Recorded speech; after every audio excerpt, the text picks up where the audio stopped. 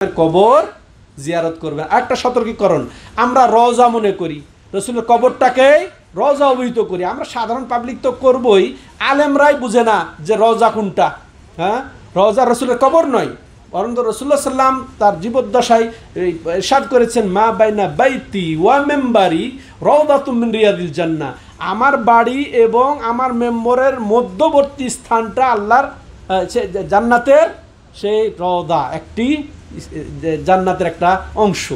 ঠিক আছে, দুনিয়ার জান্নাত হচ্ছে ওটা, ওটা রওদা। কোনটা হলো তাহলে রাসূলের? এখন যেটা কবর, আগে ছিল বাড়ি, এখন কবর। ওই কবর আর তার যে মেম্বার ওটা কিন্তু রাখা আছে, ওই মেম্বারের মধ্যে আলাদা কার্পেট, এখন যেটা এখন ইয়ে করতে হয়, বোধহয় অনুমতি নিতে হয়, ওই জায়গাটা, ওই জায়গা হচ্ছে রওজা। রাসূলের কবর রওজা না। কবর বললে তো মনে করবে যেটা রাসূলের বেয়াদবি। হ্যাঁ, কবর বললে রাসূল, যদি কবর বলা হয় বেয়াদবি, রওজা বলতে হবে। রওজার কোনটা? ওই যে ওইটা ভালো করে বুঝেন, ওটা সম্ভবত বুখারীর হাদিস। হ্যাঁ, যে আমার কবর না, আমার বাড়ি এবং মেম্বারের মধ্যবর্তী স্থানটা হচ্ছে রওজা। সম্মানিত দর্শক মণ্ডলী, আর একটা হাদিস এই ব্যাপারে।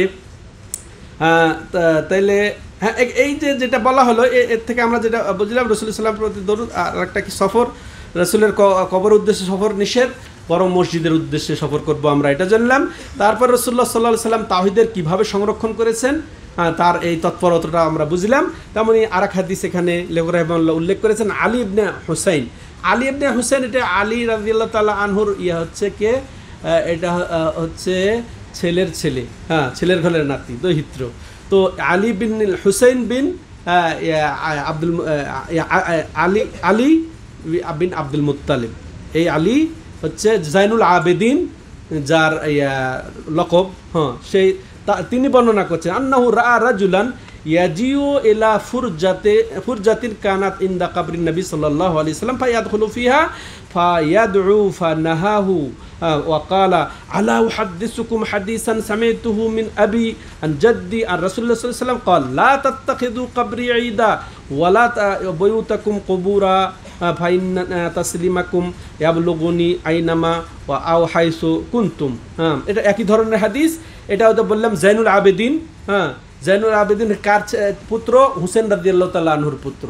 হ্যাঁ, তো ইনি বর্ণনা করছেন যে তিনি একজন রাসূলের এই যে ওই যে ছিদ্র করা আছে না কবরটা, হ্যাঁ, তো ওইরকম আর তো অন্য ধরনের ছিদ্র ছিল। তো ওই ছিদ্র ওইখানে যায় একজন ব্যক্তিকে, কে? এই আলী বিন হুসেন, হ্যাঁ, রাহিমাহুল্লাহ, ইনি যে দেখছেন যে সেখানে যে দোয়া করছে, সেখানে যে দোয়া করছে, তাকে আল্লাহর কাছেই দোয়া করছে, এটাই আমরা মনে করব। কিন্তু তিনি নিষেধ করলেন, ফান্নাহা, তাকে তিনি নিষেধ করলেন, ওয়াকাল, এবং শুধু নিষেধই করলেন না, ইনি বলছেন আলা উহাদ্দিসুকুম হাদিসা, আমি কি তোমাকে এমন একটি হাদিস শোনাবো না, বর্ণনা করবো না, সামি'তু মিন আবি, যে হাদিসটি আমি হুসেন, আবি মানে বাবা, হুসেনের থেকে শুনেছি, আর বাবা শুনেছেন, হ্যাঁ, আমার দাদা তার বাবার কাছে, কার কাছে? আলী রাদিয়াল্লাহু তাআলা আনহুর কাছে। আর তিনি কার থেকে শুনেছেন? আর রাসূলুল্লাহ সাল্লাল্লাহু আলাইহি ওয়াসাল্লাম, কি রাসূল সাল্লাম থেকে তিনি বর্ণনা, কাল লা তাত্তাখিযু কবরি ঈদা। দেখেন, ওখানে দোয়া করতে দেখেছে, হয়তো সে কেবলামুখী হয়ে আল্লাহর কাছেই দোয়া করছিল। ভালো করে আমাদের প্রত্যেকের জন্য এখানে দার্স আছে, শিক্ষা আছে। যারা রাসূলের কবরের কাছে দাঁড়ায়া দোয়া করতে চায়, আল্লাহর কাছে দোয়া করলেও নিষেধ, হারাম। ঠিক আছে, শিরিক না হলেও এটা কবিরা গুনাহ, এটা হারাম। দেখেন, এটা হাদিস থেকে সাব্যস্ত হচ্ছে। কারণ রাসূলুল্লাহ সাল্লাল্লাহু আলাইহি ওয়াসাল্লাম কি বলেছেন, যে আমার কবরকে খবরদার ওই যে ইবাদতের জায়গা, ঈদের জায়গা, হ্যাঁ, উৎসবের জায়গা বানিয়ে নিও, ওয়ালা বুয়ুতাকুম কুবুরা, এবং তোমাদের ঘরগুলাকে, বাড়িগুলাকে কবর বানিয়ে নেও না, ফাইন্না তাসলিমাকুম, এই যে ওখানে সালাম দিবা বাস। আর এটাও জেনে রাখো, সালাম দিতেই তোমাকে ওখানে ভিড় করতে হবে। ভিড় আছে, যায়েন না, ভিড় আছে, যায়েন না। যেখান থেকে বারবার আপনি অনবরত দরুদ পড়েন না কেন, তাই না? ওটাই আপনি ওটা জিকিরের মতো করে ওই দুরুদ, আল্লাহুম্মা সাল্লি ওয়া সাল্লিম বারিক আলা মুহাম্মদ, আল্লাহুম্মা সাল্লি সাল্লিম বারিক আলা মুহাম্মদ, আল্লাহুম্মা সাল্লি আলা মুহাম্মদ, দুরুদ ইব্রাহিম, সেটা আপনি পড়তে থাকেন না কেন, সারা দিন পড়তে থাকেন না কেন? কোন সময় যেখানে পড়বেন সেখানে আপনার কাজে দিবে। তো কারণ তোমাদের এই সালামটা যেখানেই থাকো না কেন, সেখান থেকে আমার কাছে পৌঁছে। আল্লাহু আকবার। তাহলে এই শেষ এই আসারটা থেকে আমরা যেটা শেষ পর্যন্ত রাসূল থেকে এখানে সাব্যস্ত, যেটা আমরা জানলাম যে রাসূলুল্লাহ সাল্লাল্লাহু আলাইহি ওয়াসাল্লামের কবরের কাছে যা দোয়া করা, দোয়া বলতে ওখানে দরুদ পড়বো, আমরা রসুলের জন্যে দরুদ ও সালাম পড়বো, ঠিক আছে, যেটা নির্ধারিত দোয়া ওটা পড়বো। এটা নিষেধ এই হাদিস থেকে আমরা বুঝলাম। আর এটা তাওহীদের সংরক্ষণের জন্যই নবী সাল্লাল্লাহু আলাইহি ওয়াসাল্লাম এটা স্পষ্ট করে দিয়ে গেছেন।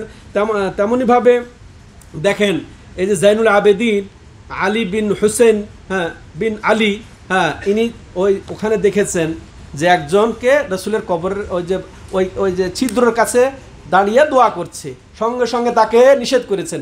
এর থেকে আমাদের শিক্ষা, আপনিও যদি দেখেন আর আপনি সম্ভব হয় আপনিও নিষেধ করেন, এটাই আমাদের শিক্ষা হচ্ছে এখান থেকে। তেমনইভাবে নিষেধ যে এখান থেকে যে ওখানে যেতে হবে রসুলের কবরকে টার্গেট করে বা নবীকে দোয়া দেওয়ার জন্যে, এটা নিষিদ্ধতা প্রমাণ হচ্ছে। যে বরং যেখান থেকে খুশি আমরা সেখান থেকেই নবী সাল্লাল্লাহু আলাইহি ওয়াসাল্লামের প্রতি সালাম দরুদ পেশ করতে পারবো। এটা হচ্ছে তাওহীদের সংরক্ষণ। তেমনইভাবে শরীয়তের যে লক্ষ্য উদ্দেশ্য রাসূলুল্লাহ সাল্লামের কবর, সেটা কি হবে? সালাম দেওয়ার জন্যে, দরুদ ও সালাম পেশ করার জন্যে আমরা রাসূলের কবর জিয়ারত করব, নাকি ওখান থেকে কিছু পাওয়ার জন্যে। দিবেন কি? আল্লাহ, রহমতের মালিক, দয়ার মালিক, দোয়া কবুলের মালিক, বিপদ আপদ মুক্তির মালিক কে? আল্লাহ। হ্যাঁ, তাহলে যাব কি? সালামের উদ্দেশ্যে। হ্যাঁ, এটা বোঝা গেল।